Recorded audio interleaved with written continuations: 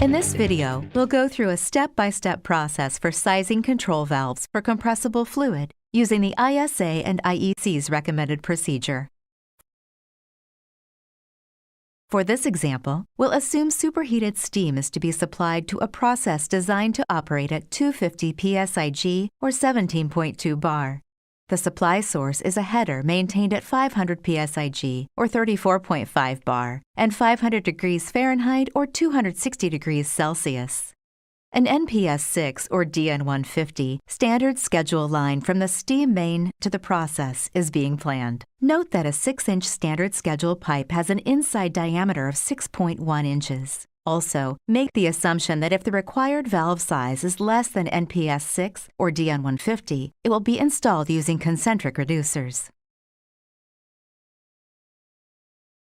Now let's go through the process to determine the appropriate Fisher ED valve with a linear cage. The first step is to specify the variables required to size the valve. The desired valve design is a Class 300 globe valve with an assumed size of 4 inches and a linear cage. The other service conditions are shown. We'll keep these conditions on screen throughout for reference. Start by trying an NPS 4 or DN100 Fisher ED valve with linear trim at 100% travel, where CV equals 236 and X sub T equals 0.69. For step 2, determine the equation constants N sub 2, N sub 5, and N sub 6, N sub 8 or N sub 9. From the equation constants table in the control valve handbook, we can see that N sub 2 equals 890 and N sub 5 equals 1000. When mass flow rate is given in pounds per hour and density is given in pound mass per cubic foot, use N sub 6, which equals 63.3. In step 3, determine the piping geometry factor, or F sub P, and the pressure drop ratio factor, or X sub TP, adjusted for the attached fittings. First, find the necessary resistance coefficients needed when the upstream and downstream pipe sizes are the same. Use the standard K sub 1 equation. Plug in your variables for a result of 0.16.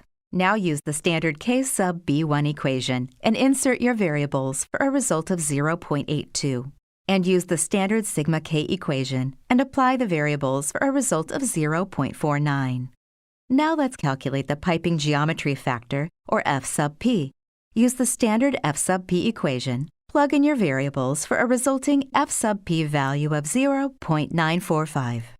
For the last part of step 3, calculate the pressure drop ratio factor, or X sub TP. Use the standard X sub TP equation and insert the variables for a calculation of 0.67. Step 4. Determine the pressure drop ratio to use for sizing, or X sub sizing, and the expansion factor Y. Start by calculating the ratio of specific heat's factor, F sub gamma. Use the standard F sub gamma equation, apply the gamma value of 1.33 for a value of 0.95. Use this result to find the choked pressure drop ratio. Use the standard equation, plug in the variables for a result of 0.64. The choked flow pressure drop ratio is greater than the actual pressure drop ratio, so X sub sizing equals X, which equals 0.49. Then plug in the variables to find the expansion factor, Y, for a result of 0.75. Finally, for step 5, calculate the required flow coefficient, or CV. Use the standard equation for CV and apply the variables for a value of 173.